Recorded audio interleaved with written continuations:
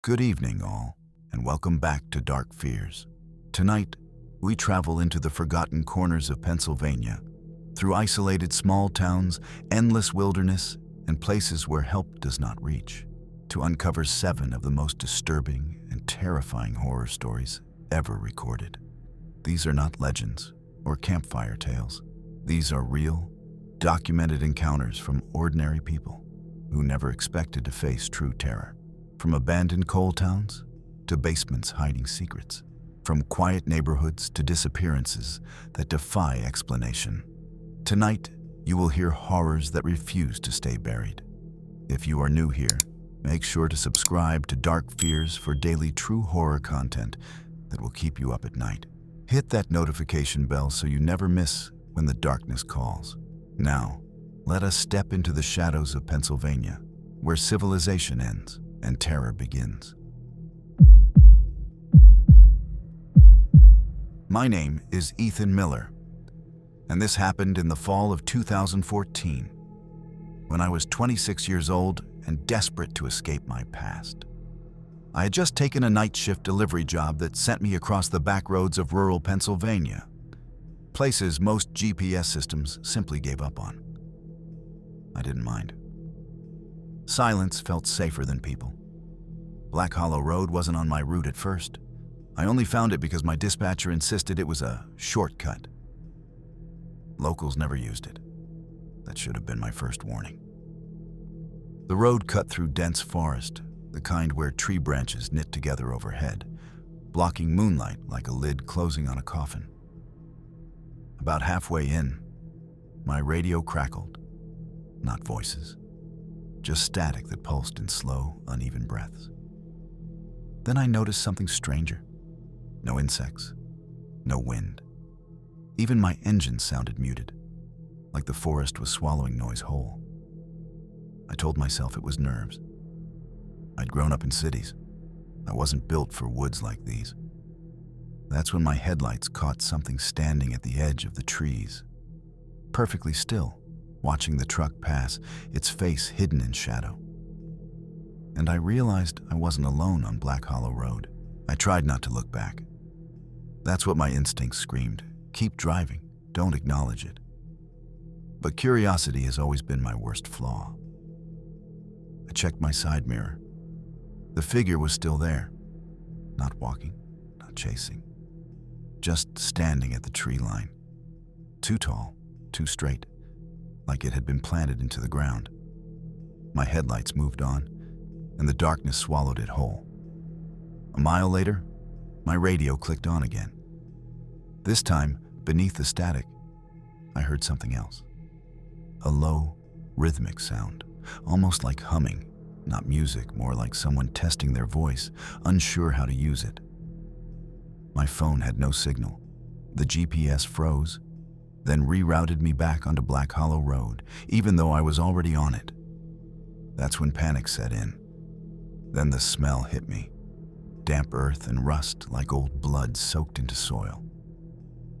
I rolled down the window, immediately regretted it, and gagged. That was when the humming stopped. In the sudden silence, I heard footsteps.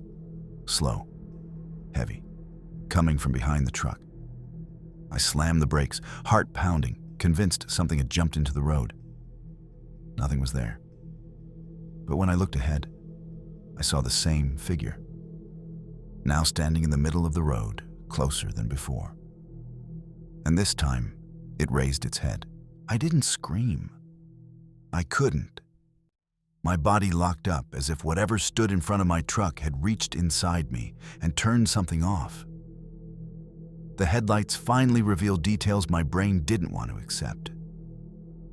Its body looked human at first glance, but wrong in subtle ways. Arms a little too long, shoulders sloping unnaturally, its head tilted as if its neck joints didn't quite work. Where its face should have been, there was movement. Not features, shifting. Like shadows crawling beneath stretched skin, trying to decide what expression to wear. I threw the truck into reverse, tires screeching as I backed up blindly. The radio screamed with static again, louder than before, pulsing in time with my heartbeat. When I slammed the brakes, I looked forward again. It was gone. Relief washed over me for exactly 2 seconds, until I noticed deep impressions in the dirt road, starting where it had stood. Footprints, bare, far too large. They didn't move away. They circled my truck. That's when I heard tapping. One slow knock against the metal side panel, then another. Careful, curious, like something learning what I was made of. I whispered out loud, begging it to leave. The tapping stopped, and a voice, inches from my ear, whispered my name. I didn't know how it knew my name. That question shattered the last bit of logic I had left. I spun toward the passenger window, expecting to see its face pressed against the glass. Nothing. Just darkness, my own reflection. Eyes wide, skin pale, breath fogging the window. The engine stalled. I tried the ignition again. Nothing. The battery hadn't died. The dashboard lights were still on. It was like the truck had decided to stop working altogether. Then I felt pressure. The truck rocked slightly, as if someone, or something, had leaned its full weight against the back. The metal groaned. My heart hammered so hard I thought I'd pass out. The voice came again, clearer this time. It sounded like me, but distorted, stretched thin. "Ethan, come listen." A shape moved along the tree line, pacing me, keeping perfectly parallel with the truck. I caught glimpses of it between trees, never fully visible, always half hidden, like it understood angles better than I did. I realized then that it wasn't trying to attack me. It was waiting. Waiting for me to open the door. Waiting for me to step out. And deep down, beneath the terror, I felt something worse. An unnatural pull, as if part of me wanted to obey. I don't know how long I sat there, frozen, listening to my own breathing echo inside the cab. Time felt wrong on Black Hollow Road, stretched thin, then folded back on itself. My phone screen flickered on its own, lighting up with a notification I hadn't received. No signal, no bars. Just my name glowing faintly across the display, like the phone was remembering me instead of the other way around. The pressure against the truck eased. The forest seemed to lean back, giving me space I didn't trust. I forced myself to grip the steering wheel, grounding myself in something solid, something human. That's when I noticed the rearview mirror. A face stared back at me from the truck bed. Not its face, mine. Pale, hollow-eyed, mouth hanging open in a silent scream. I whipped around, heart exploding in my chest. The truck bed was empty. When I looked back at the mirror, the reflection smiled. The radio clicked on, cutting through the static with a calm, familiar voice. My father's. He'd died years ago. "Ethan," it said gently, "you always did get lost." The words weren't threatening. That scared me more than anything else, because whatever was out there wasn't hunting me anymore. It was welcoming me home. The driver's side door handle rattled. Once, twice. Not aggressive, impatient, like someone waiting for me to make up my mind. I remembered something then. A story my grandfather used to tell when I was a kid, about places in Pennsylvania where the woods remember people who wander too far in grief. He said those places didn't kill you, they kept you. I shut my eyes and pressed my forehead to the steering wheel. I spoke out loud, telling it no, telling myself no. I said my name, my age, where I was from. Anything to anchor myself in the present. The voice outside changed. It dropped the imitation, the warmth. "You're tired," it said, layered with others beneath it. "You don't have to keep going." The truck lurched violently as something slammed against the side. hard enough to dent the metal. The engine roared back to life on its own. I didn't hesitate. I floored it. The road blurred, trees peeled away. The pressure vanished like a held breath finally released. I burst out onto the main highway, skidding to a stop beneath a working streetlight. Sound returned all at once: crickets, wind, distant traffic. When I stepped out, shaking, I saw deep scratches carved into the truck's side. Not claw marks, finger marks, and every one of them pointed inward. I didn't go home that night. I sat in the cab beneath the streetlight until dawn, watching the darkness retreat like it was disappointed it hadn't won. When the sun finally rose, I convinced myself I'd survived something explainable. Exhaustion, stress, a panic attack amplified by isolation. That lie lasted exactly 3 hours. At the gas station, a man in a state trooper uniform stared at the side of my truck for a long time without speaking. His face tightened in a way that told me he'd seen those marks before. "Black Hollow Road?" he asked quietly. I nodded. He told me the road didn't officially exist anymore. It had been absorbed into state land after a series of disappearances going back decades. Delivery drivers, surveyors, locals who took shortcuts and never came back. "They're not missing," he said. "They're just quiet." Before I could ask what that meant, he warned me never to answer voices in the woods, especially ones that knew my name. When I left, I noticed something carved into the wooden post by the pumps. Names. Dozens of them. Mine was already there, and it looked old. I quit the job that same day. I moved apartments, changed my number. I avoided back roads and forests like they were open wounds in the earth. Life went on, at least on the surface. But the silence followed me. Sometimes, late at night, my phone lights up without a notification. No message. Just my name glowing faintly on the screen. Other times, my radio turns on by itself, humming that same slow, patient rhythm I heard on Black Hollow Road. I don't hear the voice anymore. That's worse. Because now, I feel watched in quieter ways, in reflections that linger too long, in dreams where I'm standing at the edge of the trees, calling out to someone who won't turn around. I looked up Black Hollow Road recently. It doesn't appear on any map, no photos, no history. But when I drive past that stretch of highway at night, my headlights flicker. The engine hesitates, and for just a moment, the world goes silent again.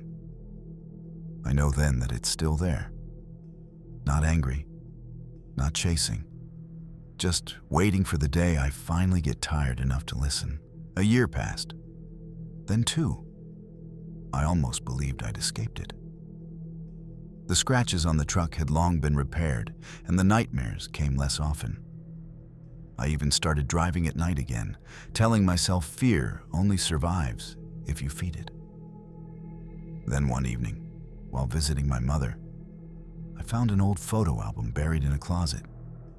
Inside were pictures from family camping trips I barely remembered.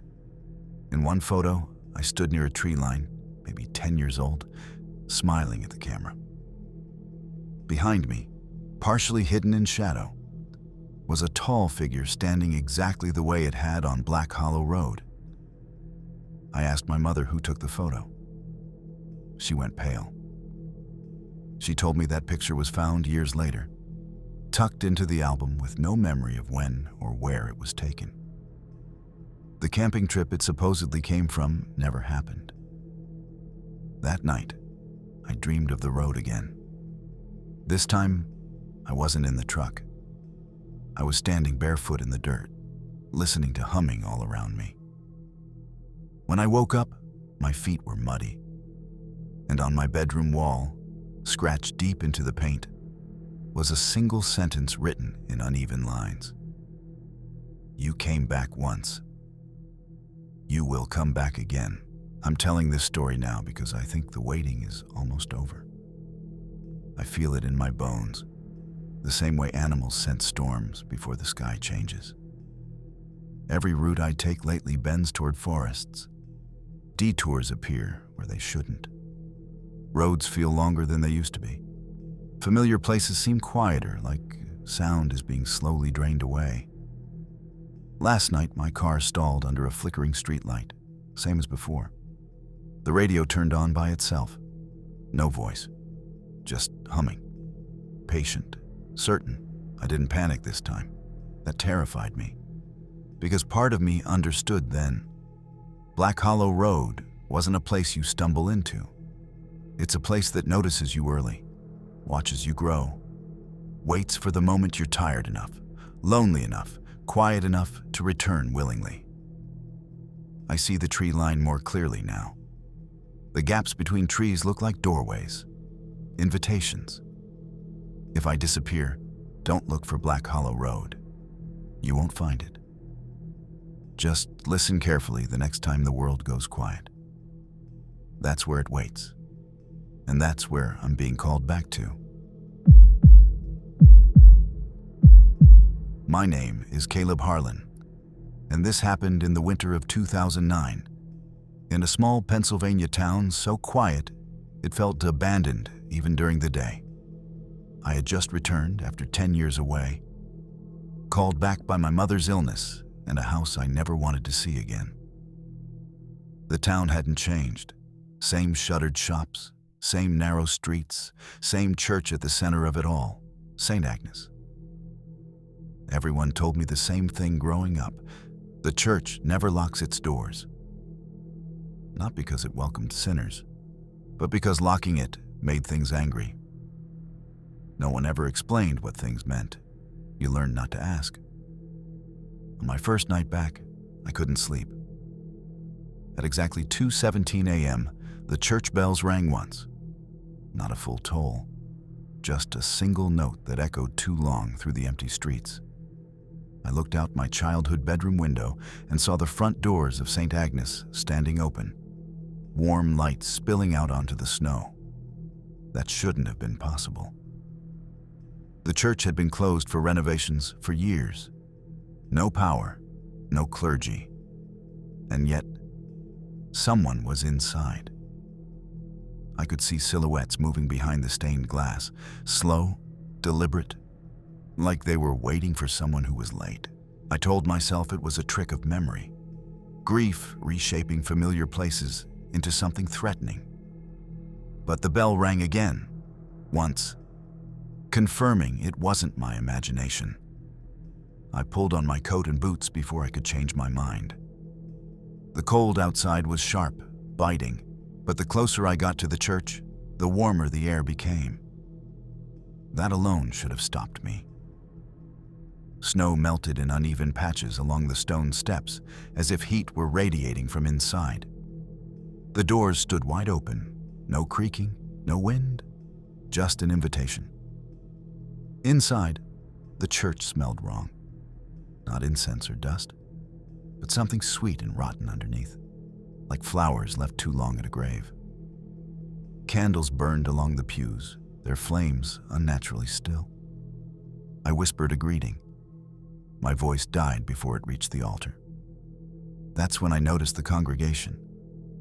Every pew was filled with people sitting perfectly upright, hands folded, heads bowed. I didn't recognize any of them at first, until one woman turned slightly. It was Mrs. Donnelly. She died when I was 14. Her eyes opened slowly, and without moving her mouth, she spoke in a voice that came from everywhere at once. "You're late, Caleb." Service already started.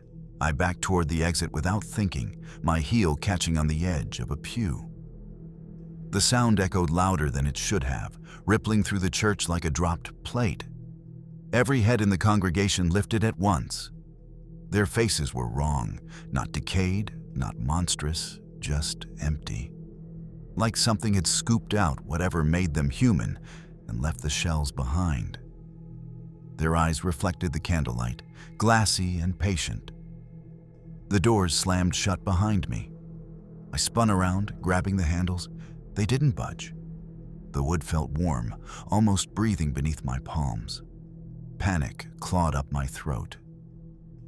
From the altar, a figure stood, tall, robed. Its face was hidden in shadow, but I knew without being told that this was the reason the doors never locked. It raised one hand, and the congregation stood in perfect unison. I felt a pressure in my chest, like invisible hands pressing me down, forcing me to kneel. "You left?" the figure said, voice layered with dozens of others. "But you were never dismissed." I tried to pray. The words wouldn't form. Every prayer I'd learned as a child felt stripped from me, leaving only fear and a terrible sense of guilt, like I'd broken a rule I was too young to understand. The bells rang again, once, and the service truly began. The hymn started without anyone opening their mouths. The sound vibrated through the stone floor, through my knees, through my teeth. It wasn't music. It was memory, forced into sound. I recognized melodies my grandmother used to hum, songs I hadn't thought about in decades. The robed figure stepped down from the altar, gliding rather than walking. As it passed the pews, the congregation turned their heads to follow it, necks twisting too far, too smoothly.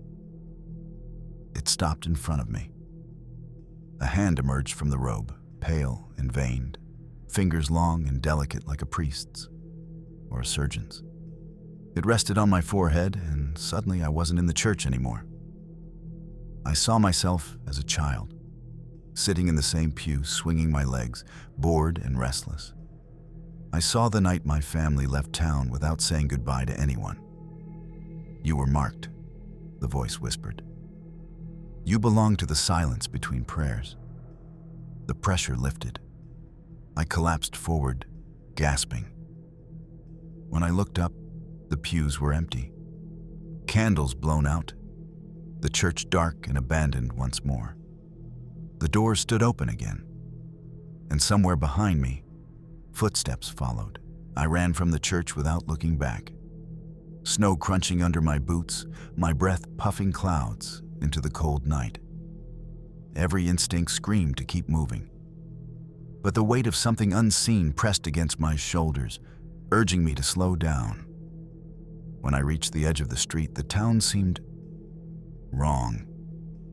Streetlights flickered, buildings warped slightly, and the snow beneath my feet felt impossibly deep in places where I knew the sidewalk should be clear.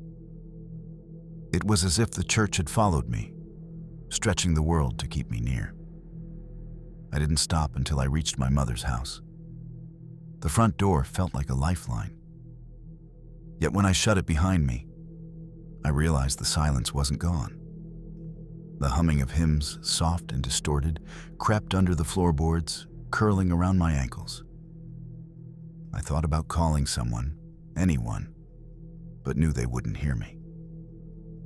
How do you explain a church that moves its shadows, a congregation that shouldn't exist, and a voice that knows your soul? I slept in the living room that night, fully clothed, a chair wedged against the door. Every time I drifted toward sleep, I imagined the doors of St. Agnes slowly creaking open, and the steps coming closer. The next morning, the town felt normal. Too normal. No flickering lights, no warped streets, no faint hums under the floorboards. I convinced myself I had dreamed it all, until I saw the snow.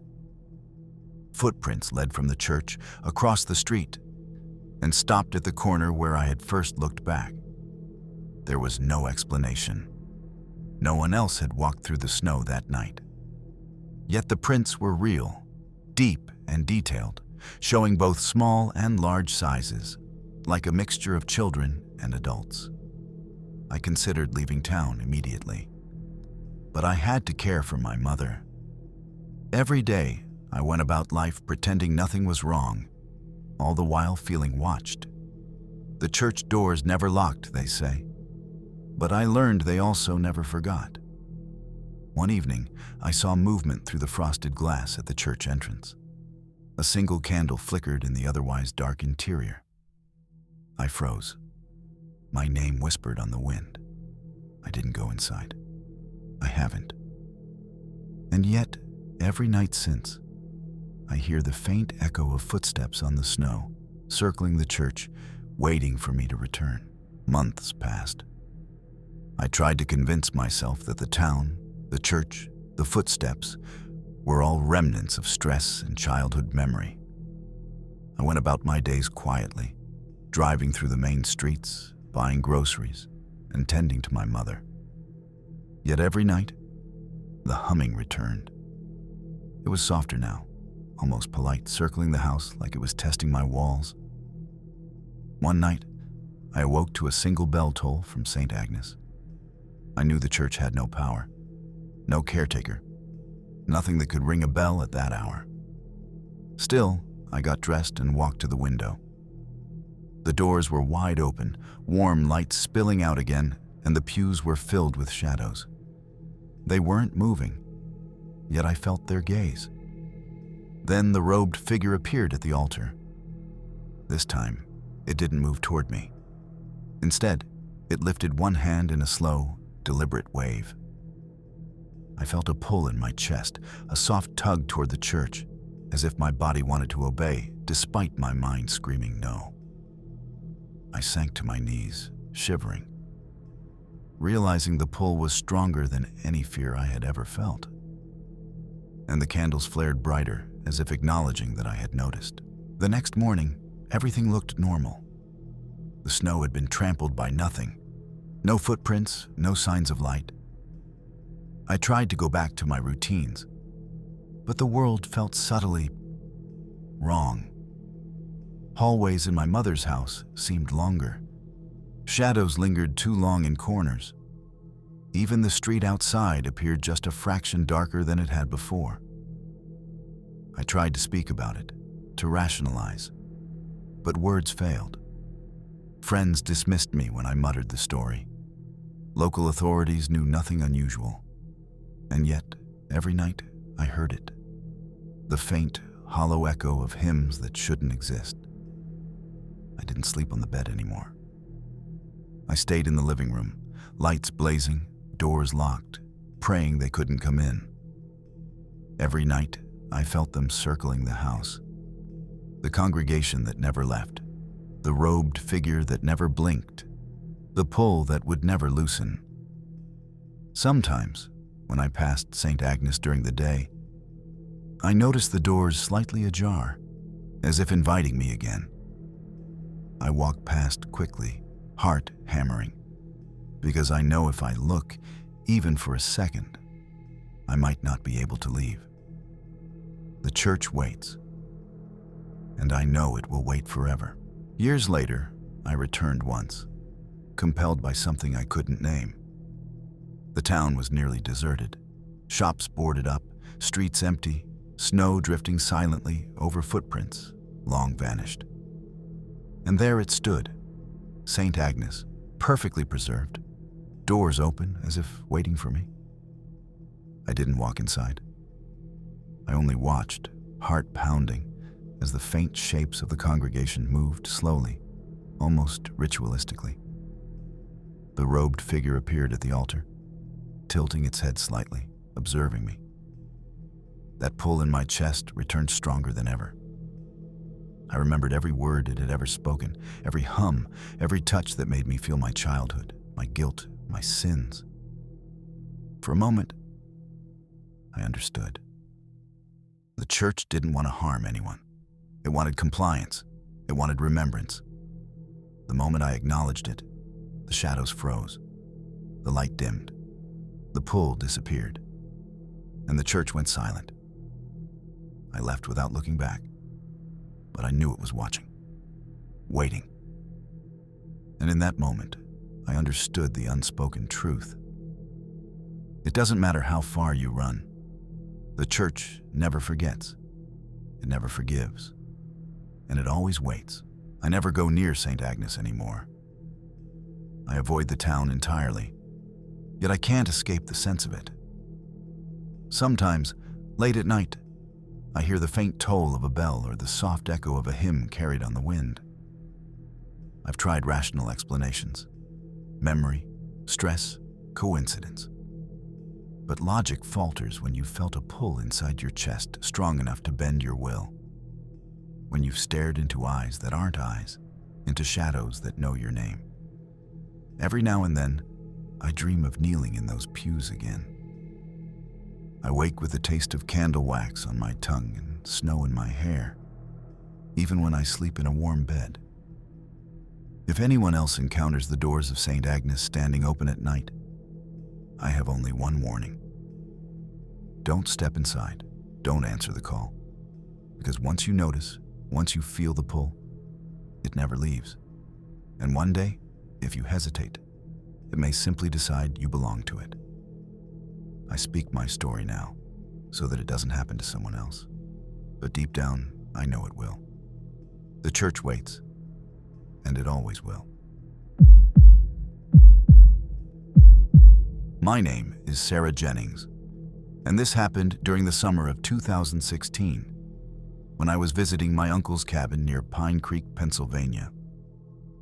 I had grown up hearing stories about the lake, how people sometimes vanish there, how hikers claimed to hear whispers across the water when no one else was around. At the time, I dismissed it as folklore.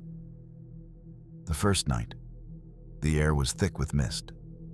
The lake lay still, black as ink, reflecting the stars like shards of broken glass. My uncle had warned me not to wander too far alone, but I couldn't resist. Something about the fog drew me, a subtle tug at my curiosity. I walked to the dock and sat on the edge, dipping my toes into the frigid water. The lake was silent, except for the gentle lapping of waves. But then I heard it, faint, almost like a voice calling my name. I froze, scanning the mist. Nothing, just ripples on the water. I thought I imagined it. But then I saw a figure on the opposite shore, just standing, watching me. When I blinked, it was gone. And I realized that Pine Creek Lake wasn't merely water and trees. It was something else entirely. Something alive. And it was aware I was there.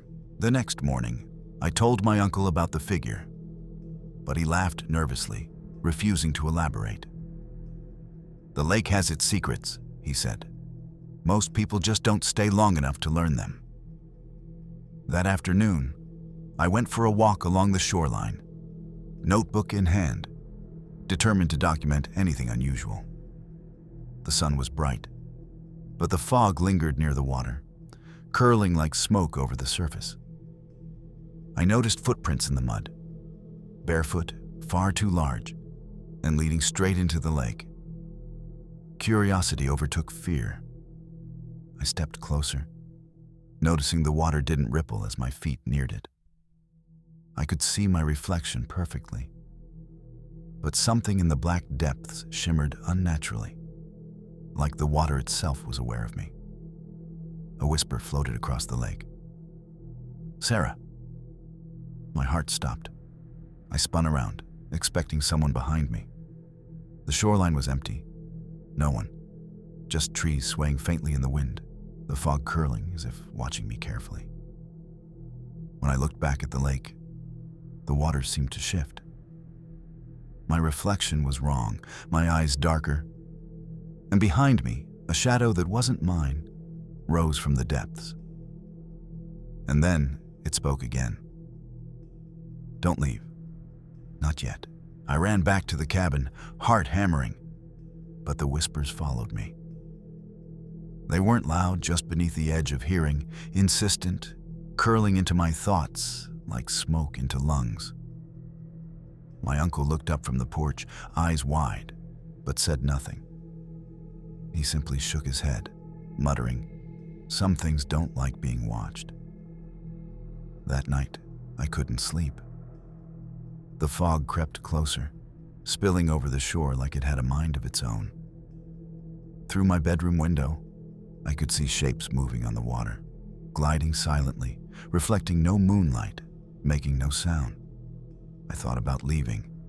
My bags were packed and ready. But something held me back. A tug in my chest, a voice that wasn't quite my own whispering. Stay. Around 2 a.m., I heard splashing. Not near the dock, farther out in the lake. The sound was deliberate, like someone or something was moving with purpose beneath the black surface. I peeked out again. Mist obscured the far shore, but I could make out a figure, not standing, not floating. It hovered just beneath the water, impossibly still, staring at me. Its eyes, dark, endless, locked with mine, pulling me into the lake's reflection. I realized, with a cold dread, that the lake didn't just contain water. It contained patience, and it had been waiting for me. By morning, I convinced myself I had imagined it all. Sunlight softened the edges of the mist, and the lake looked like any other. Peaceful, calm, deceptively innocent. I tried to distract myself, helping my uncle with chores and exploring the surrounding forest. But the feeling of being watched never left. That evening, curiosity won again. I walked to the dock, the water calm, too calm, like glass. I leaned over, trying to see what I had seen the night before. The lake reflected the stars, and for a moment, everything seemed normal. Then the water rippled, slowly, deliberately, and a hand broke the surface. Pale, thin, fingers dragging across the reflection of the night sky. I stumbled back, heart in my throat. A voice rose from the water, louder this time, echoing off the trees. You can leave, but only if you give us a piece of yourself. I froze. The words didn't sound human. They weren't just a voice. They were an intention, a contract whispered across the lake. The mist thickened, curling around me like fingers, pressing against my chest, urging me closer to the water. And then I understood. The lake didn't take by force. It took by consent. And I hadn't run fast enough to refuse. I didn't sleep that night. Every sound, wind in the trees, the creak of the cabin, even the soft drip of water from the roof, made me flinch. I kept the windows closed, lights blazing, but the lake's presence was everywhere. I could feel it watching, patient, like a predator waiting for a slow-moving prey. In the middle of the night, I heard it. A low, gurgling chant rising from the water. Not a voice, not fully, but a language older than anyone could understand. I got dressed and stepped outside, compelled to see, against every instinct screaming at me to stay away. The lake was perfectly still, save for faint ripples around the center. Shadows moved beneath the surface, swirling like smoke in water. And then a figure emerged, tall, gaunt, its skin pale and glistening. Its eyes, black voids, scanned the shore until they settled on me. I stumbled backward. The fog thickened, wrapping around my legs, tugging me closer. I could hear whispers now. Not one voice, but dozens, all speaking my name, all promising safety if I came closer. I ran back to the cabin, heart hammering, lungs burning. But I knew the lake had marked me. I could feel it deep inside, like a tether slowly pulling me toward the water. By sunrise, I tried to convince myself it had been a hallucination. The water looked ordinary in the morning light, peaceful, almost inviting. But the footprints in the mud told another story. They hadn't been there the day before. Large, humanoid, leading straight from the edge of the lake toward the forest. I wanted to leave immediately, pack my bags, and drive until I crossed state lines. But something inside me hesitated. That tug, that invisible line connecting me to the lake, pulsed stronger than ever. Over the next days, I noticed subtle changes. My reflection in mirrors sometimes lagged, eyes darker than they should be, shadowed by ripples I didn't make. At night, the whispers returned, soft but insistent, like a lullaby from a friend you never knew you had. One evening, I swore I saw movement beneath the water while lying in bed. Dark shapes swimming just below the surface, circling, waiting. It was no longer a question of fear, it was anticipation. I realized I wasn't being hunted. Not yet. The lake had no need to chase me. It only needed me to come willingly. And every instinct I had told me I was already too far gone to refuse. The days blurred into nights. I tried to keep busy, hiking, reading, helping my uncle with cabin chores. But the lake never left my mind. Even in bright sunlight, I felt its pull. I began having dreams where I was standing on the dock. Mist curling around my feet, the water perfectly still, yet alive. In these dreams, the figures beneath the surface waited patiently, watching, inviting. One evening, unable to resist, I walked back to the dock. The fog had returned, curling across the water like smoke from a dying fire. My reflection shimmered, and beneath it, shadows moved with impossible precision. Then the water parted slightly, revealing a hand reaching toward me. I froze. The whisper came again, louder this time, urgent. "Sarah, come closer. You belong here." Every fiber of my being screamed to run, but my legs refused. Something inside me had already crossed an invisible line, and the lake knew it. I watched as a figure slowly rose from the depths. Tall, pale, its face blank except for the black voids of its eyes. It extended its hand, and for a moment, I felt warmth. It wasn't threatening, it was patient, waiting, knowing I couldn't resist forever. And I realized then that the lake didn't need to chase anyone. It only needed time. I stumbled back from the dock and collapsed onto the ground, shivering uncontrollably. The mist pressed close, clinging to my hair and clothing like fingers from another world. Every sound, the croak of a frog, the rustle of leaves, felt amplified, like the lake was attuned to my fear. That night, I barely slept. I could hear whispers coming through the cabin walls, faint and insistent. Soon. Soon. They weren't threatening, but the inevitability was worse. I realized the lake had marked me, bound me to it in a way I couldn't escape. The following morning, the water was calm again, sunlight reflecting off the surface as though nothing had happened. But when I looked closer, the shadows under the water moved with subtle precision, following the patterns of my footsteps from the dock. I packed my things. I told my uncle I had to leave, my voice trembling. He said nothing, only handed me the keys to his old truck, eyes dark and knowing. As I drove away, the lake faded in the distance. But in the rearview mirror, I could swear I saw shapes moving beneath the black surface, waiting patiently. And I knew, without a doubt, that one day I would return. Years have passed, yet the lake remains etched into my mind.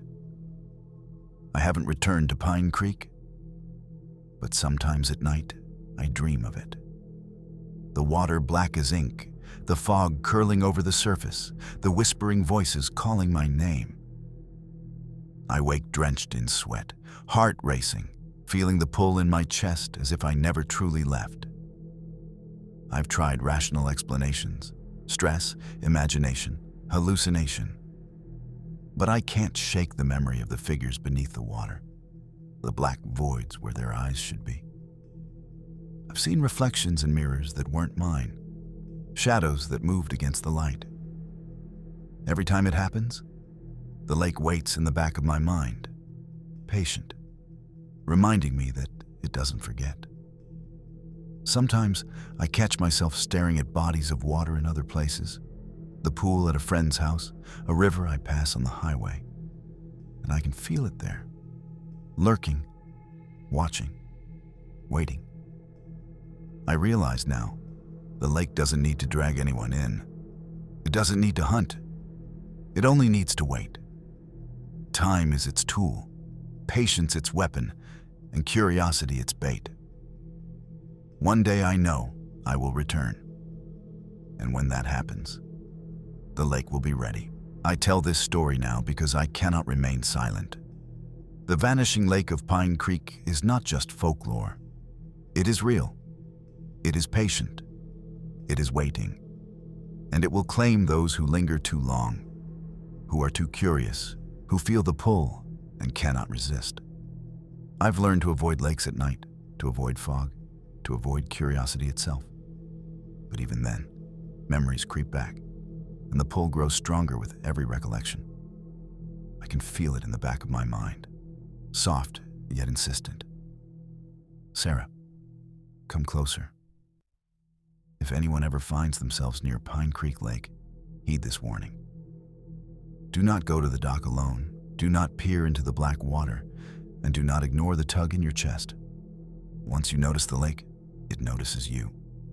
I do not know what happens to those who go further. I only know what it wanted from me.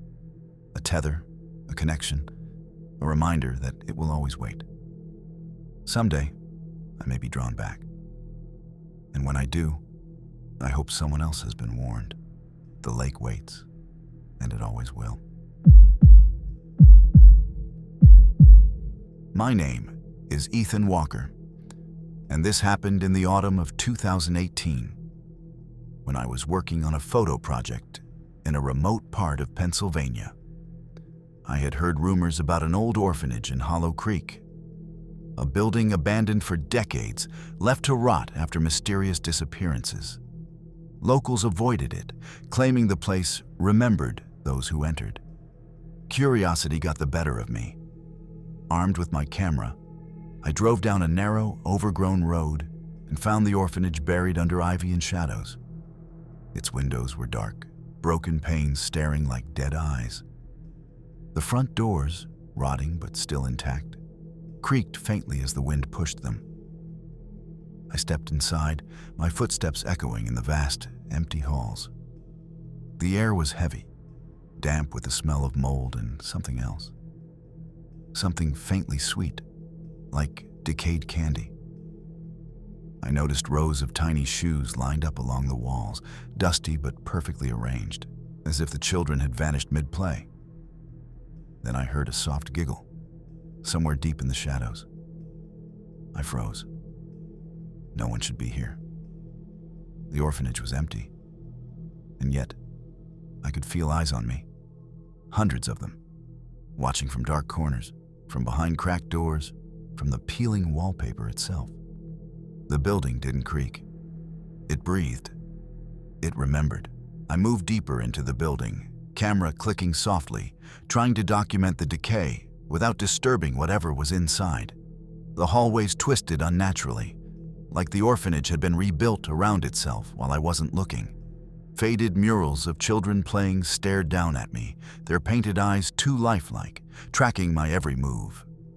A cold gust brushed my neck, carrying a whisper so faint I almost missed it. Ethan. I spun, but the hallway behind me was empty. The echo of my own breathing felt alien in the silence. I continued, heart pounding, until I reached the main dormitory. Bunk beds lined the room, sheets tattered, some hanging in midair as if recently used. Then I saw it. A small handprint on one of the walls, not dusty, not old, fresh. I froze, realizing it matched the height of a child no older than 7. A chorus of whispers rose suddenly, layered, overlapping. Ethan, play with us, don't leave. I stumbled back, fumbling with my camera as if the sound would hold them at bay.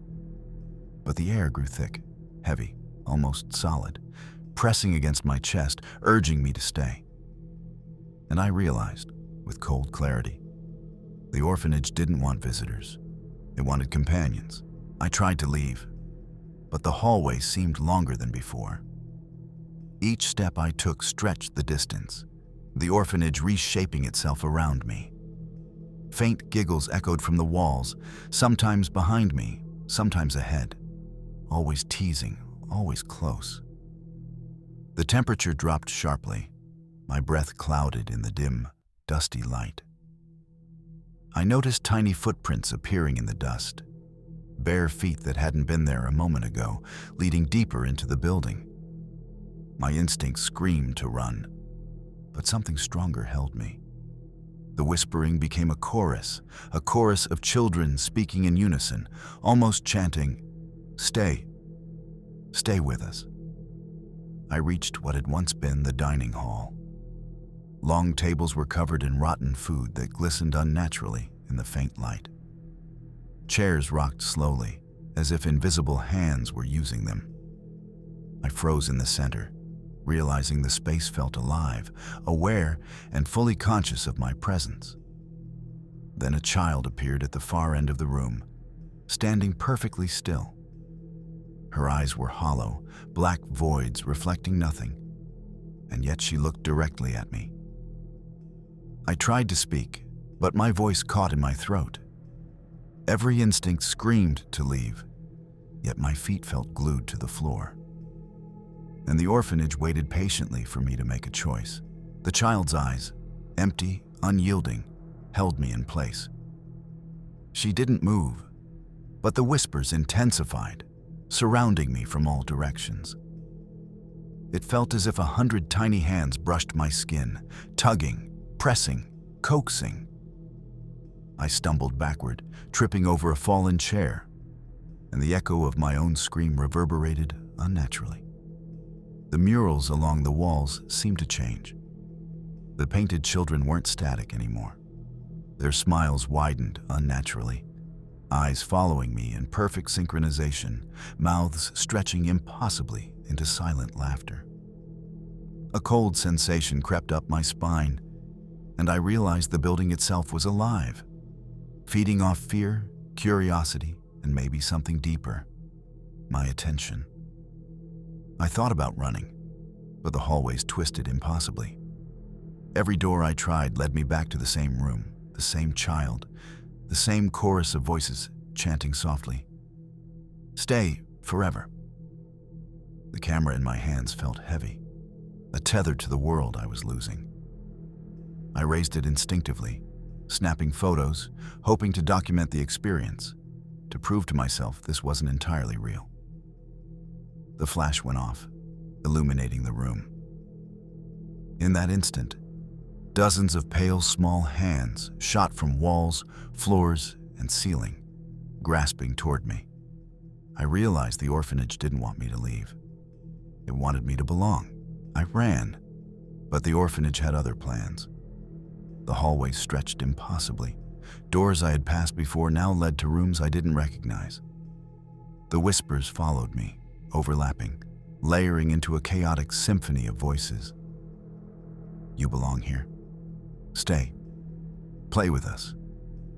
I reached what looked like the main stairwell, hoping to escape through the front doors. But the stairs weren't stairs. They were a solid wall, mottled with peeling paint and shadows that shifted as I looked at them. Panic surged, my chest tightening as if invisible hands were gripping me.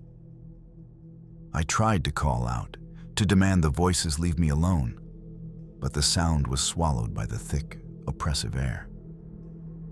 Then I saw movement out of the corner of my eye. A group of children, translucent and pale, stepping from the shadows. Their eyes were hollow, their mouths smiling unnaturally wide. I stumbled backward, tripping over a fallen toy, a tiny wooden horse, and it landed near me with a clatter that seemed impossibly loud. The children stopped, staring at the toy, then at me. Their whispers rose into a crescendo, echoing off walls that weren't walls anymore, ceilings that seemed impossibly high. I understood with a gut-wrenching certainty. The orphanage didn't want just to scare me. It wanted me to stay. and it would do whatever it took to keep me. I stumbled backward, heart racing, and the children began moving toward me. Not running, not rushing, just gliding with unnatural grace. Each step echoed softly, yet impossibly, in the vast halls. The whispers merged into one continuous voice, chanting in a language I didn't understand, but the intent was clear. I was not leaving. Desperate, I turned toward a broken window and jumped through it, scraping my arms and legs on the jagged edges of glass. Outside, the air was sharp and cold, the mist from the surrounding forest curling around me. For a brief moment, I felt free. But then I heard it. The giggle, soft and high-pitched, carrying over the wind.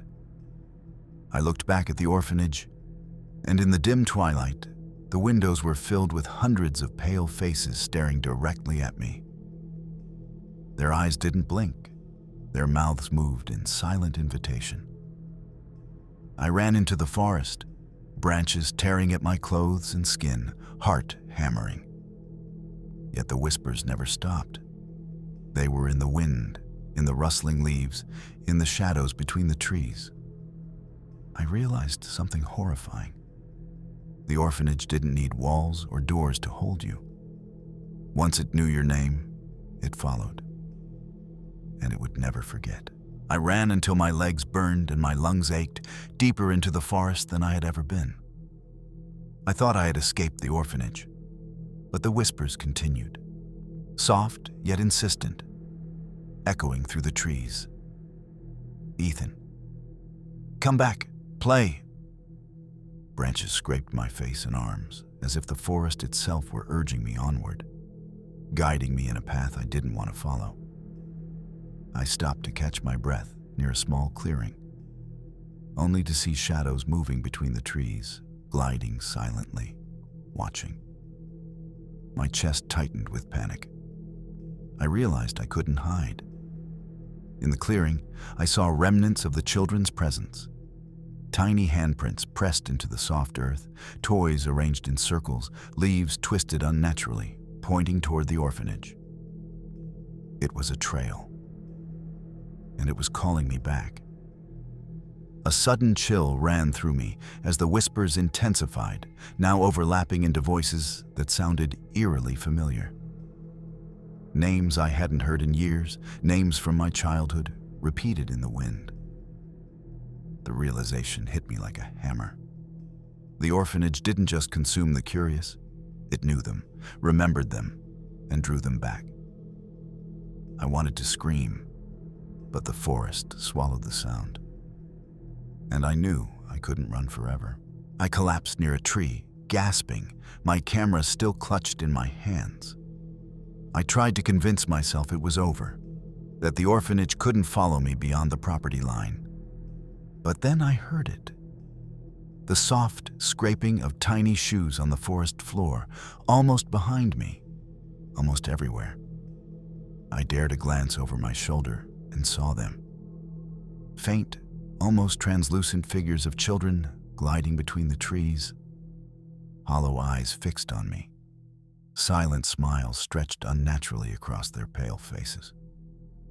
The whispers became clearer, the cadence almost musical. Ethan, we want you to stay. Forever. I ran blindly, branches clawing at my clothes and skin. Every direction led deeper into the forest, yet I could still see faintly. The silhouette of the orphanage looming through the trees, windows glowing dimly, shadows shifting within. Panic gave way to despair.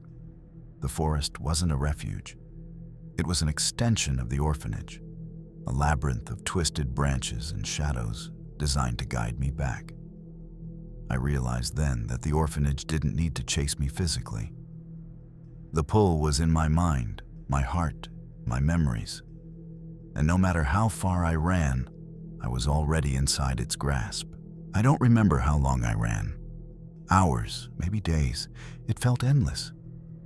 The forest twisted around me, the fog thickened, and the whispers never stopped. Each time I stumbled or slowed, the soft footsteps of the children followed. circling me, tugging at my mind with gentle insistence. I felt exhaustion clawing at me, but even that couldn't break the pull of the orphanage. Eventually, I reached a road. My car was parked far from the clearing, but even the asphalt seemed unfamiliar. I looked back, and through the thick mist, I could see shadows moving along the tree line, forming shapes that were unmistakably human. Children, dozens of them, watching, waiting. The whispers became words I could almost understand. "You belong here. Don't leave." Even as I drove away, I could feel their presence lingering in my mind. It wasn't physical. It was mental, emotional, a tether I hadn't noticed until it was already there. I realized then that the orphanage didn't just exist in a building. It existed wherever it chose, wherever it had left its mark. And its mark on me was permanent. No matter how far I went, it was always with me, always waiting, always patient. Years have passed, but I can still feel it. The orphanage isn't just a memory. It's a part of me now. Some nights, when the wind is right and the fog rolls in, I swear I can hear their whispers outside my window, calling my name softly, coaxing me to return. I've tried to rationalize it. Psychology, exhaustion, imagination. But nothing explains the hollow eyes that appeared in my dreams, the fleeting shadows that linger in the corner of my vision, or the sense that I am being observed even in places where no one else is. The orphanage doesn't need walls or doors to reach you. Once it marks you, once it knows your name, it waits. And the patience of the orphanage is infinite. It doesn't need to rush. It only needs time. If anyone ever stumbles upon the forgotten orphanage of Hollow Creek, heed this warning. Leave immediately. Don't linger. Don't investigate. Don't acknowledge it. Because once it knows you, it will wait. And one day, it will claim what it wants. I am a survivor. But the orphanage remembers me, and it always will. My name is Marcus Hayes, and this happened in the winter of 2017. I had just moved to a small town in Pennsylvania and was driving home late one night along Black Hollow Road, a desolate stretch locals warned me about. They said cars sometimes broke down there for no reason, and people saw things they couldn't explain. I laughed it off, until that night. The road was narrow and flanked by dense forest. Fog had rolled in, thick and white, curling across the asphalt. My headlights cut through the mist, illuminating nothing beyond 50 feet.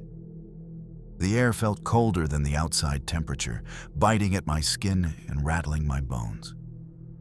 About 10 minutes in, I saw a figure standing in the middle of the road. A woman, pale, shivering, wearing a long coat that fluttered unnaturally in the wind. Or maybe there was no wind.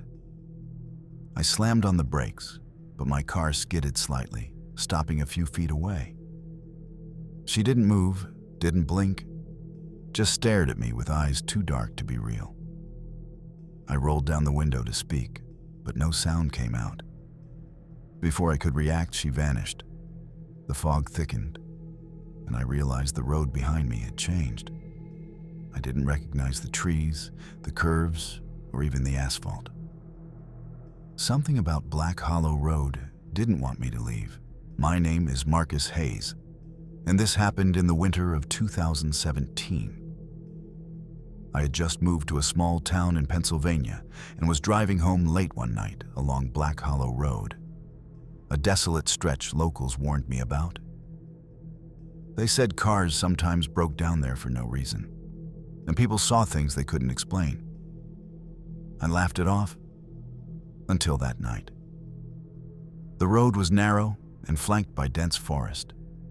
Fog had rolled in, thick and white, curling across the asphalt. My headlights cut through the mist, illuminating nothing beyond 50 feet. The air felt colder than the outside temperature, biting at my skin and rattling my bones. About 10 minutes in, I saw a figure standing in the middle of the road. A woman, pale, shivering, wearing a long coat that fluttered unnaturally in the wind. Or maybe there was no wind. I slammed on the brakes, but my car skidded slightly, stopping a few feet away. She didn't move, didn't blink, just stared at me with eyes too dark to be real. I rolled down the window to speak, but no sound came out. Before I could react, she vanished. The fog thickened, and I realized the road behind me had changed. I didn't recognize the trees, the curves, or even the asphalt. Something about Black Hollow Road didn't want me to leave. The road twisted sharply, but it didn't feel like the road I knew. Each curve seemed unfamiliar, yet I recognized certain trees, the same gnarled shapes I had passed before. My eyes scanned the fog for any hint of normalcy, but there was none. The footsteps returned, closer now, echoing in perfect synchronization with my heartbeat. I dared to glance in the rearview mirror. Shadows moved along the tree line, flickering like figures, then vanishing as soon as I tried to focus on them. My chest tightened. I realized the road wasn't just haunted. It was alive, aware, responding to my fear. Suddenly, the woman reappeared in front of the car, standing impossibly close, her coat fluttering as if caught in windless air. Her eyes were voids, black and endless, and her mouth opened slowly, whispering words I couldn't understand. I swerved, narrowly missing her. The road straightened briefly, but I could see shapes in the fog ahead, dozens of them, pale figures gliding just above the asphalt. The whispers became a chorus, rising in a chant. "You can't leave. You can't leave?" Panic overtook reason. I floored the accelerator, the tires screeching, heart pounding in my ears. But the road stretched farther than it should have, deeper into the fog, and Black Hollow Road seemed to pull me toward its unknown center. My hands gripped the steering wheel until my knuckles turned white. The fog thickened, curling around the car like smoke, clinging to the edges of the windshield. Ahead, a shape materialized. A towering figure, impossibly tall, dark and thin, stretching across the road. Its movements were jerky, unnatural, almost mechanical. I slammed on the brakes, but the car skidded without slowing, as if the asphalt itself had turned slick, resisting me. The figure loomed closer, filling the headlights with darkness. I felt a pressure on my chest, a cold weight pressing down, and the whispers came again. "You belong here. Stay." I tried to turn, to reverse, anything, but the road behind me had vanished. Where the asphalt should have ended, there was only thick fog, crawling shadows, and the sensation of unseen hands guiding me forward. Then, for a brief moment, the fog parted. I caught a glimpse of the edge of the forest, the normal world I had been driving from. But as soon as I blinked, it disappeared, replaced by the twisted, endless Black Hollow Road. I realized with absolute certainty, this place was not meant to let anyone leave. Not physically, not mentally, not ever. And it was hungry for me. I didn't know how long I'd been driving. The fog had become a solid wall around me, muffling even the roar of the engine. The towering figure remained ahead, never advancing, never retreating, but always present, blocking the road in a way that seemed impossible. Then I noticed them. Small figures, almost childlike, emerging from the fog along the roadside. Pale, featureless, drifting just above the asphalt. Their whispers were louder now, layered, almost musical. "Marcus, don't leave. Stay forever." Each word reverberated through my chest, as if they were speaking directly to my bones. I swerved instinctively to avoid one figure, but the road twisted unnaturally, bending and stretching beyond logic. I realized then that this wasn't a normal road. It was a trap, a living thing, a prison designed to feed off fear and curiosity. The towering figure raised a long, skeletal arm toward me. Shadows stretched from its body, intertwining with the fog, crawling closer to my car. My instincts screamed to flee, but every option seemed blocked. I felt the pull of Black Hollow Road in my mind, tugging me forward, guiding my car toward the unknown. I wasn't just driving, I was being drawn, and I feared there was no escape. I slammed the brakes, heart hammering, but the car didn't slow. The figures multiplied, emerging from the fog in dozens, pale and silent, their void-like eyes fixed on me. The whispers had turned into a chorus, overlapping into a single, relentless chant. You can't leave. You belong. I grabbed the steering wheel with both hands, turning wildly, desperate to escape. But the road warped beneath the tires, twisting impossibly, looping back on itself. Every turn brought me closer to the center, where the fog thickened into a wall of darkness that seemed to breathe. Ahead, the towering figure moved with an unnatural speed, descending toward the car. Shadows stretched from it, crawling over the road like liquid, wrapping around the tires, attempting to slow me. My breath came in ragged gasps, chest tight, mind screaming that this was impossible, unreal. But every instinct told me otherwise.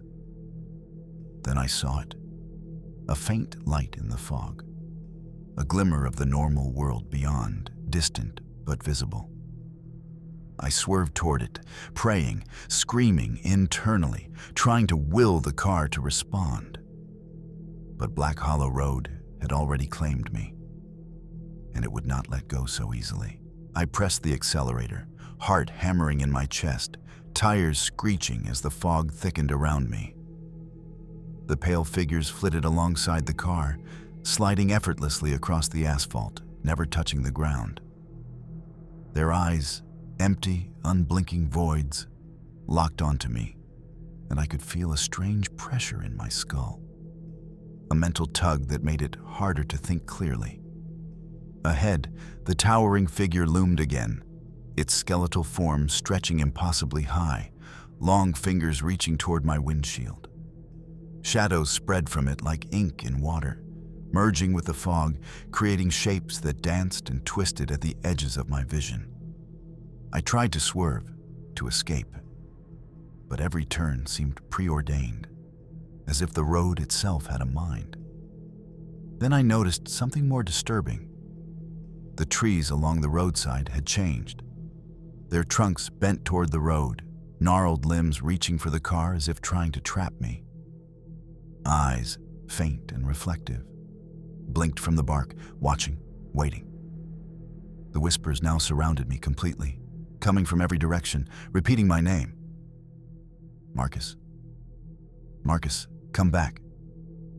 Fear gripped me, raw and unrelenting. I realized that I wasn't just on a haunted road. I was inside a living nightmare. The headlights illuminated a figure suddenly standing directly on the road. Another woman, pale, thin, and impossibly still. Her head tilted unnaturally, and her eyes, black voids, bore into mine. The fog swirled around her feet, giving the impression that she wasn't fully there. Yet her presence was suffocating, impossible to ignore. I tried to swerve around her, but the road curved unexpectedly, leading me back toward the center of the nightmare. The whispers surged into a violent cacophony, overlapping voices demanding I stay. You belong. You can't leave. Come back. Suddenly, the fog cleared slightly, revealing the skeletal figure again, closer now, its arm outstretched, shadows crawling along the asphalt, merging with the ghostly children that had multiplied.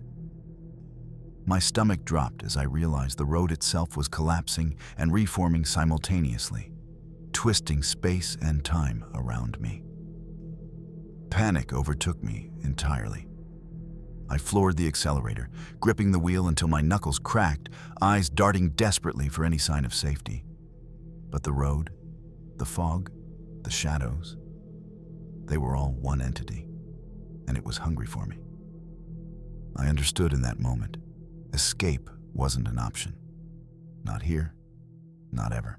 I don't remember how long I drove, only that the fog never lifted. Every bend led me deeper into an impossible nightmare, the road stretching and twisting in ways that defied logic. The ghostly children glided alongside the car, their void-like eyes never leaving mine. Their whispers became sharper, urgent, like knives in my mind. You can't leave. You belong here. Forever. The skeletal figure loomed closer, its elongated limbs scraping along the fog, blending with the shadows until it seemed as though the mist itself was alive.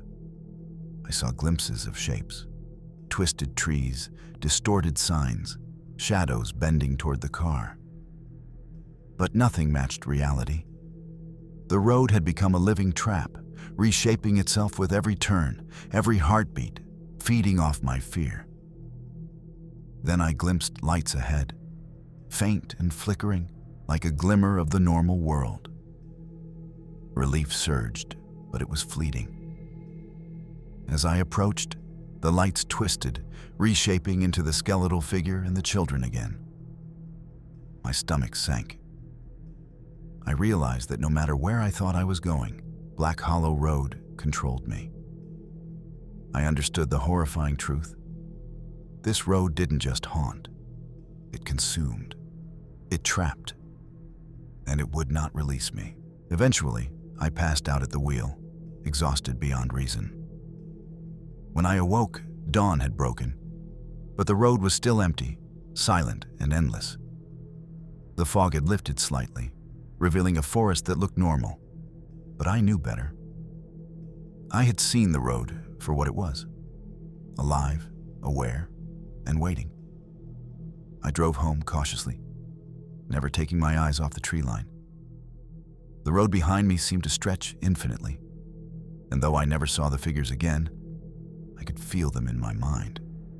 The skeletal figure, the pale children, and the endless whispers reminding me that Black Hollow Road hadn't forgotten me.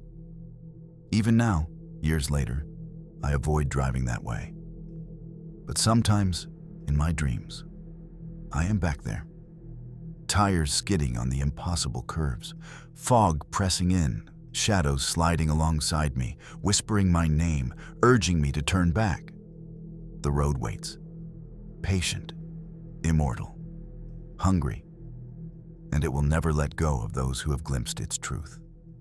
If you ever drive late along Black Hollow Road, remember this. You might think you're alone, but the road knows your name, and one day, it will claim you. My name is Lydia Mercer, and this happened shortly after I inherited Millstone Manor from a distant relative I had never met.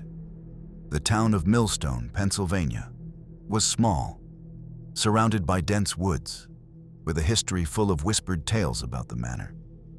Stories I ignored as superstition. I was excited, naive, and eager to explore my new home.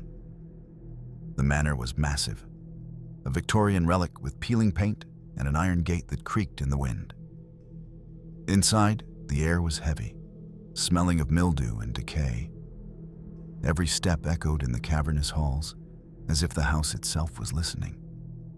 Dust motes swirled in the weak sunlight, filtering through stained glass windows, and faint scratches could be heard from above, even though I was alone. That first night, I heard whispers. Soft at first, almost imperceptible, like the rustle of the wind through the trees. But then they became clearer, voices murmuring my name. Lydia. Lydia. You shouldn't be here. My pulse raced, and I searched the empty rooms, but found nothing. No one was there. Yet I knew the manor was alive, waiting and aware of my presence. And something told me it had been waiting for me a very long time. That night, I decided to explore the manor further, flashlight in hand. The wooden floors groaned under my weight, each sound amplified in the stillness. I reached a long hallway lined with portraits of ancestors, their painted eyes seeming to follow me as I passed. Something about their expressions felt wrong, twisted, almost alive. I paused at the end of the hall, where a massive door led to the old library. As I approached, a chill ran down my spine, and the whispers returned, more insistent. Leave. Leave now, or join us. My breath came in shallow gasps, but curiosity pushed me forward. Inside the library, the air was colder, almost frozen. Books lay scattered across the floor, and some shelves had toppled over, though there was no sign of a struggle. A faint scratching echoed from the walls, a rhythm that sounded disturbingly like tapping fingers. Then, I saw it, a shadow moving along the far wall, solid yet shifting, with no discernible shape. It paused, as if observing me, before melting into the darkness. My heart raced. I realized Millstone Manor wasn't just abandoned, it was cursed, and it had been waiting for someone to awaken it. I backed out of the library, heart hammering, and tried to rationalize what I had seen. Shadows, drafts, old paint settling, anything but the truth. But as I turned toward the hallway, the portraits seemed different. Their eyes glinted unnaturally in the dim light. And for a brief moment, I thought I saw the mouths twitch. I stumbled to the main staircase, intending to retreat to my room. But a low creaking sound stopped me. From above, faint silhouettes moved across the railing, figures of people or something like people, their forms blurred and constantly shifting. The whispers intensified, layering into an almost intelligible chant. Stay. Stay forever. We are waiting. I wanted to run. But the house seemed to stretch and twist, hallways elongating unnaturally. Each room I passed seemed slightly off, doors appearing where none had existed before. My mind reeled. Millstone Manor was no ordinary house. It was alive, reshaping itself, feeding on my fear, and I was already trapped in its labyrinth. Then I heard footsteps behind me. Soft, deliberate, echoing on the wooden floors. I spun, flashlight trembling in my hand, but saw nothing. The house had made a presence tangible, palpable, as if the shadows themselves were hunting me. I knew then that I wasn't alone. I fled toward the grand dining room, thinking I could barricade myself or find a phone to call for help. But the manor's layout had changed. Doors that had been locked now opened to empty rooms, and the hallway I had just run down now seemed to loop back, leading me toward the library again. Panic surged through me like fire. From the shadows, whispers formed into voices, some familiar, some grotesquely distorted. Welcome back, Lydia. Join us. I could feel their presence pressing against me, cold and suffocating, urging me to stop, to succumb. My rational mind screamed, but my body moved on instinct, fleeing through the warped halls. Then I saw a figure at the end of the hallway, tall, pale, with hollow eyes, but wearing clothing that resembled mine. It tilted its head unnaturally and extended a hand toward me. The shadows around it writhed, pulling at the walls, the floor, and the ceiling, warping reality into a claustrophobic nightmare. I realized, with growing terror, that the house didn't just want me to explore. It wanted me to join whatever existed within. Every fear I had ever held was amplified here, and the manor fed on it relentlessly. And I was beginning to understand that Millstone Manor never let anyone leave willingly. I stumbled into the grand staircase hall, chest heaving, trying to think clearly. My flashlight flickered, and for a terrifying moment, the shadows stretched across the walls, forming shapes that looked almost human. Faces twisted in silent screams. The whispers became louder, almost tangible, brushing against my mind like icy fingers. Lydia. Stay, forever. I backed toward the staircase, hoping to reach the second floor and find a room to hide. But the steps groaned under my weight. When I looked up, the railing seemed alive. Fingers of darkness curling over the wood, reaching down as if trying to pull me up or drag me into the shadows. Every instinct screamed that I should run, but the hallway behind me shifted, blocking my exit. Suddenly, a door at the far end of the hall slammed open, revealing a room I hadn't noticed before. A dim light glowed inside, and in its center, a figure crouched. A child, pale and thin, eyes hollow. It turned slowly, tilting its head unnaturally. A low, hollow laugh echoed through the hall, chilling me to the core. I knew then that the manor wasn't just haunted. It was sentient. It knew my name, and it wanted me. I forced myself toward the glowing doorway, trembling, unsure whether I was running into danger or salvation. As I approached, the whispers grew frantic, overlapping into a chaotic chant. Do not enter. Stay. Belong. My heart raced, but curiosity and fear drove me onward. Inside the room, the air was colder than anywhere else in the manor. Books lay in a scattered circle around a strange wooden chair, and the floorboards seemed warped, almost pulsating beneath my feet. The child figure stared silently, then vanished in a swirl of shadows, leaving behind a cold, empty space. Suddenly, the door slammed shut behind me. Panic surged. I ran to the walls, feeling for a way out, but the room had changed. The windows were gone, replaced by endless darkness, and the walls themselves seemed to breathe, closing in slightly with each heartbeat. The whispers returned, now more insistent than ever, echoing from every corner. Join us, forever, Lydia. I pressed myself against the far wall, tears streaming, realizing that Millstone Manor didn't just trap the body, it trapped the mind. It fed on fear, twisting reality until escape was almost impossible. And it had chosen me. I backed away from the center of the room, my breath ragged, trying to steady myself. The shadows along the walls began to shift, forming shapes that resembled people I didn't know, but felt familiar. Their mouths moving in silent pleas. The whispers became a chorus, each voice layering over the next. You belong. You cannot leave. Lydia? My heart pounded so violently, I feared it might burst, and a cold sweat coated my skin. I scanned the room frantically and noticed a staircase descending into darkness, one I had never seen before.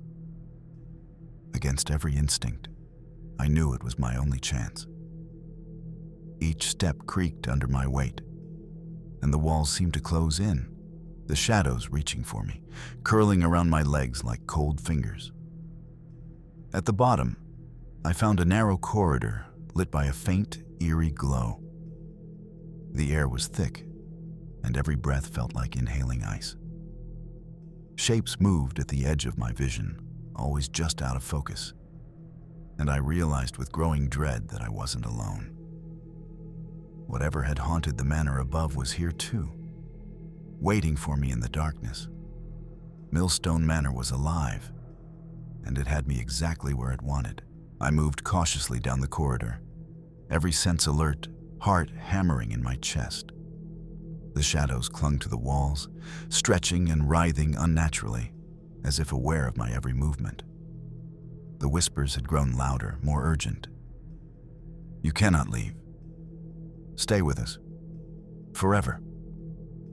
Each step made the floorboards creak, echoing like gunshots through the oppressive silence. Ahead, A door appeared, carved from dark wood, its surface pulsating slightly as though breathing. Compelled by a mixture of fear and curiosity, I opened it. Inside, the room was vast and empty, save for a single rocking chair in the center, moving slowly back and forth.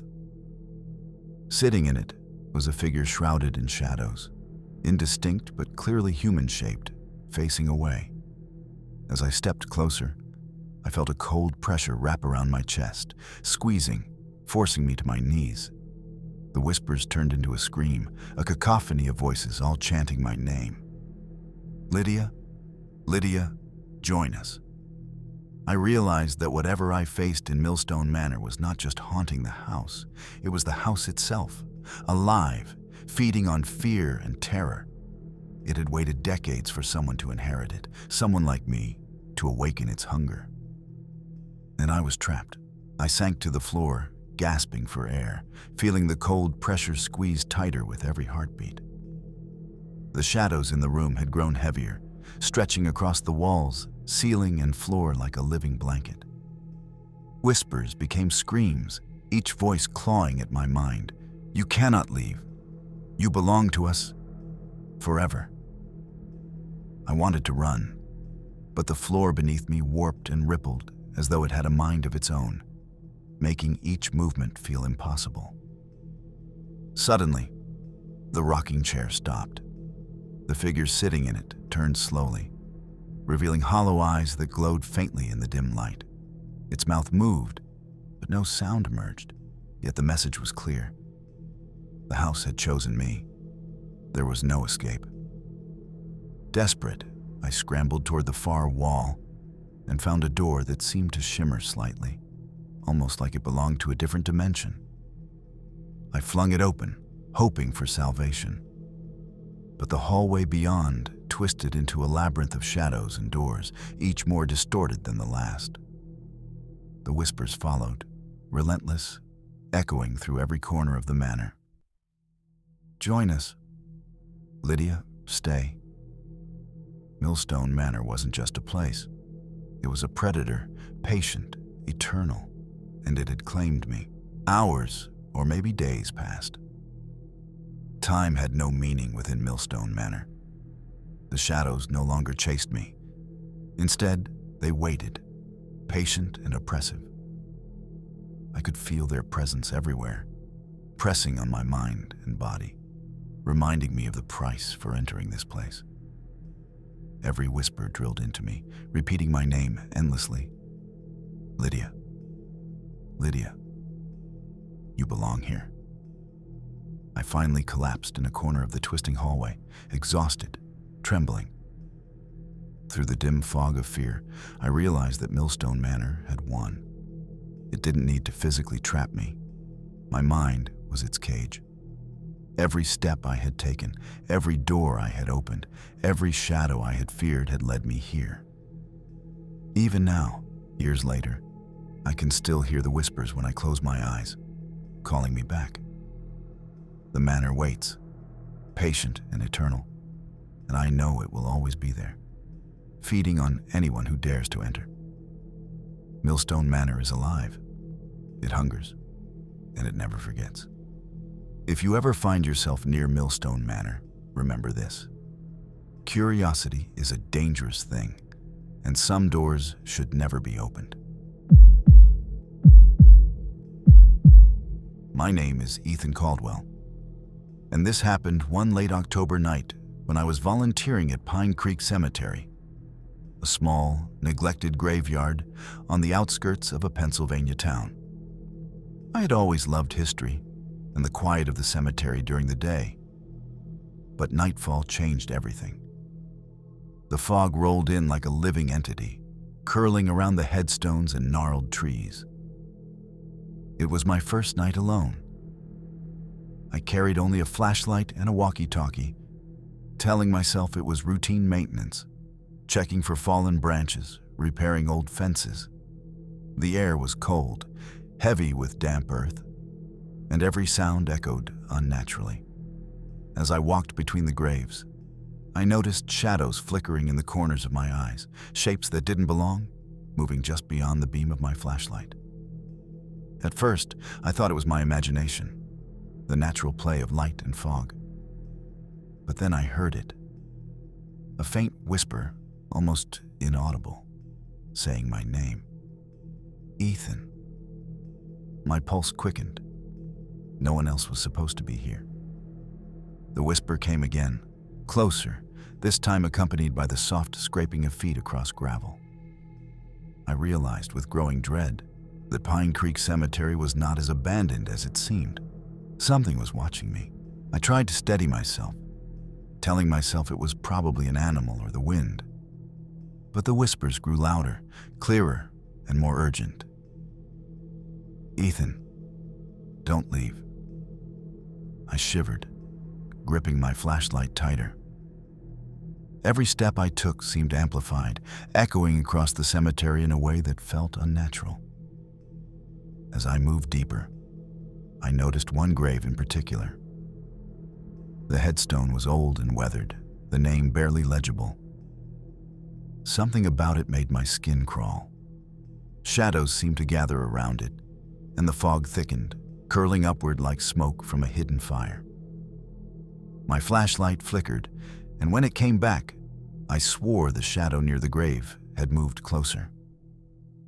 A sudden scratching noise made me jump, echoing from the ground as if something or someone was clawing beneath the soil. My heart raced, but curiosity edged out fear, and I stepped closer. The whispers turned into voices, overlapping in a distorted chant. Join us. Stay forever. I realized then that Pine Creek Cemetery wasn't just haunted. It was alive, waiting for someone to wander too far, someone to listen to its whispers. I stepped back from the grave, my legs shaking, and tried to convince myself to leave. But something pulled me forward, an invisible force that made my feet move before my mind could catch up. The whispers now surrounded me completely, coming from every direction at once. Ethan, stay. Join us. I turned in circles, trying to locate the source, but all I could see were the headstones and the swirling fog. Suddenly, I saw a figure in the distance, tall and thin, shrouded in shadow, gliding silently between the graves. Its head tilted unnaturally, and though it had no discernible face, I could feel its gaze pressing into me, cold and penetrating. My pulse spiked, but my curiosity drove me closer. The fog thickened, muffling all other sounds, leaving only the whispers and the soft rustling of leaves. I realized the cemetery itself was alive, each grave, each shadow moving with intent. I stumbled over uneven ground, nearly falling. And when I looked up again, more figures had appeared, dozens of them, gliding toward me silently, their eyes voids of darkness. Panic surged, but I couldn't stop. I was trapped in a nightmare that seemed to stretch on forever. I ran, stumbling over roots and uneven ground, the whispers turning into a chorus of shrill, overlapping voices. You cannot leave. Stay with us. My flashlight swung wildly, illuminating fleeting glimpses of pale, faceless figures reaching toward me from the fog. The cemetery seemed to stretch endlessly, headstones multiplying and twisting, paths looping back in impossible directions. I reached the edge of the cemetery, hoping for escape, only to find that the tree line had shifted. Where I expected an opening, there was only more fog, thick and suffocating, crawling along the ground like a living thing. Shadows danced in impossible ways, reaching across graves to grab at my ankles, tugging me back. Then I saw it, an enormous shadow looming above the graves, darker than the night, stretching higher than any tree. Its presence pressed down on me, forcing me to my knees. The whispers intensified, filling my mind. You belong. Join us, forever. I realized that Pine Creek Cemetery didn't just trap the living. It fed on their fear, their attention, their very essence. And tonight, I was its prey. I scrambled to my feet, lungs burning, heart hammering, and tried to find a path out. But the cemetery had changed completely. The once familiar rows of graves were now a maze of headstones, twisted trees, and shifting shadows. Every direction I turned led me deeper into the fog. The whispers surrounded me completely now, insistent, urgent, clawing at my mind. Ethan, stay. Forever. A faint light flickered ahead, giving me a glimmer of hope. I ran toward it, tripping over exposed roots and broken stones, my hands scraping against damp earth. As I neared, I saw a small mausoleum, its iron doors rusted but slightly ajar. Desperation overtook fear, and I shoved them open, hoping for refuge inside. But the mausoleum was empty, except for a shadow curled in the corner. As I stepped closer, it rose, impossibly tall, stretching to the ceiling. Its face was featureless, a smooth void. Yet I could feel it studying me, judging me, feeding on my terror. I realized then that this was no ordinary haunting.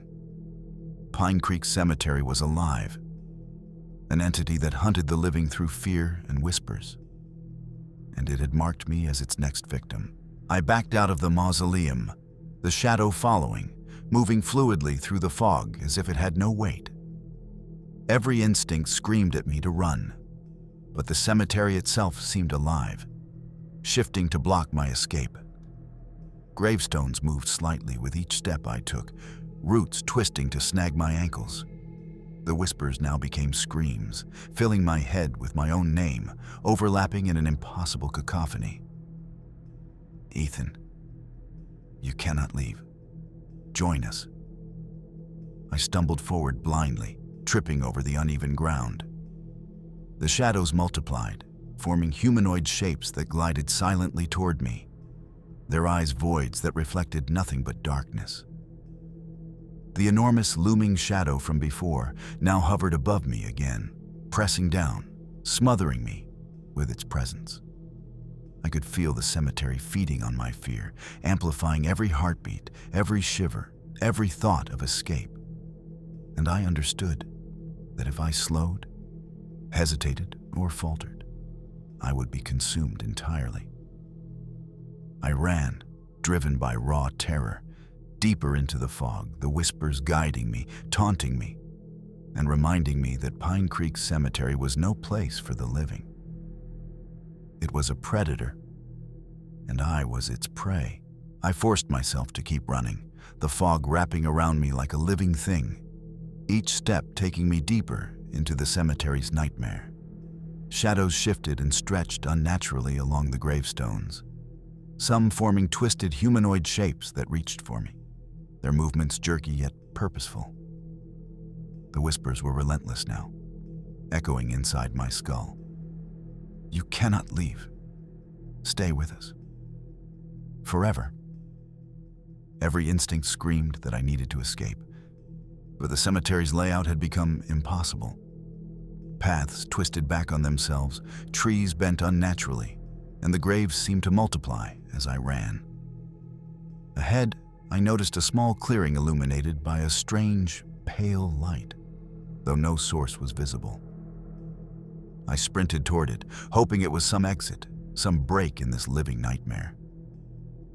As I approached, I saw figures standing silently around the clearing, dozens of shadowy forms, their faces featureless voids, watching me.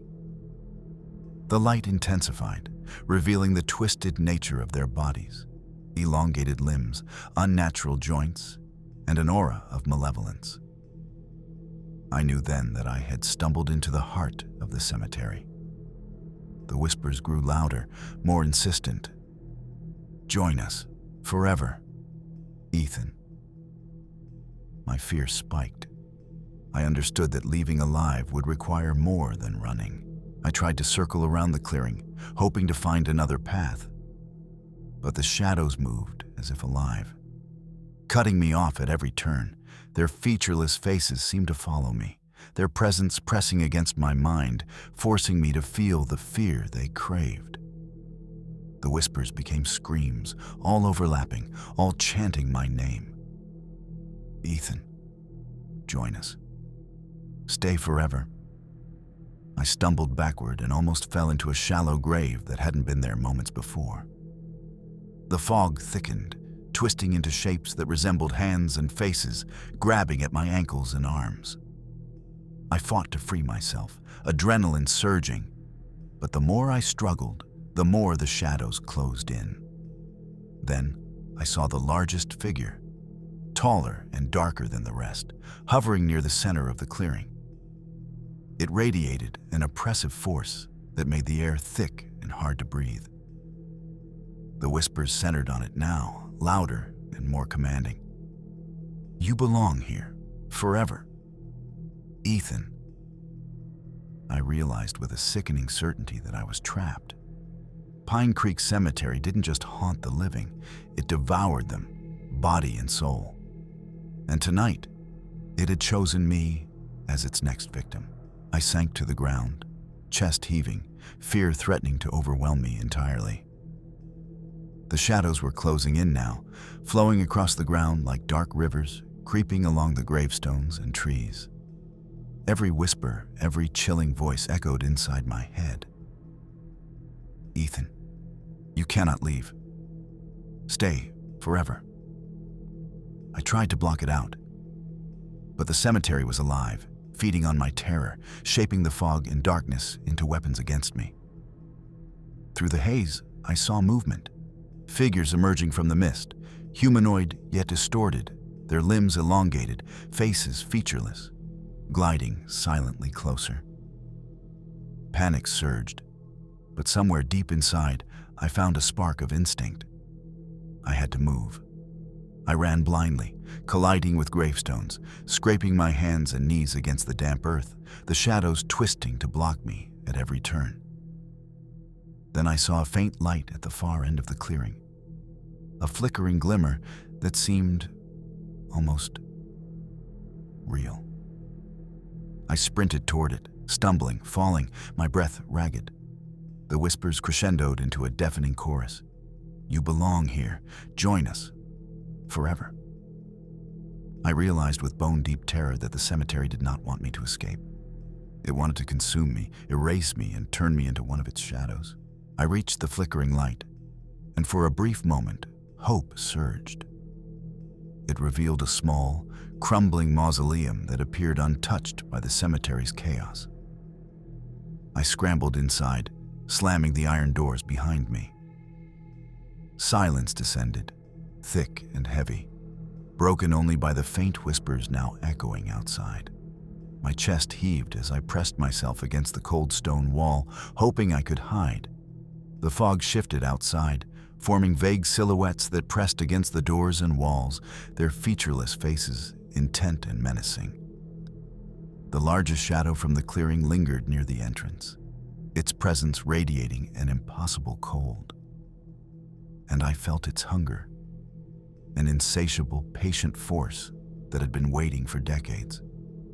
I understood then that the cemetery had claimed me, even if I survived the night. It had marked me, feeding on my fear and curiosity, ensuring that Pine Creek Cemetery's shadows would follow me, haunting every step I took from now on. Even as I left the grounds the next morning, the whispers never truly faded. I had survived, but the cemetery had won, and its shadows would never let me go.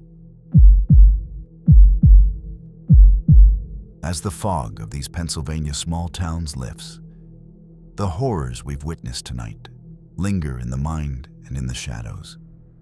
From the malevolent darkness of Millstone Manor to the whispering figures of Pine Creek Cemetery, each story has shown us that true terror is not just what we see, but what hunts us when we are alone, when curiosity overcomes caution, and when fear becomes a gateway for the unknown. These stories are real encounters from ordinary people who never expected to face the extraordinary. They remind us that the small towns, abandoned cemeteries, and forgotten corners of the world hold secrets that can twist reality and consume the mind. Every shadow, every whisper, every flicker of movement may carry the echoes of someone or something that waits for the next soul to wander too close. Thank you for staying with us through these chilling tales. Remember, the darkness doesn't end when the story does. If you feel a whisper tonight, or see a shadow in the corner of your eye, perhaps one of these stories is closer than you think. Thanks for watching. This was Dark Fears.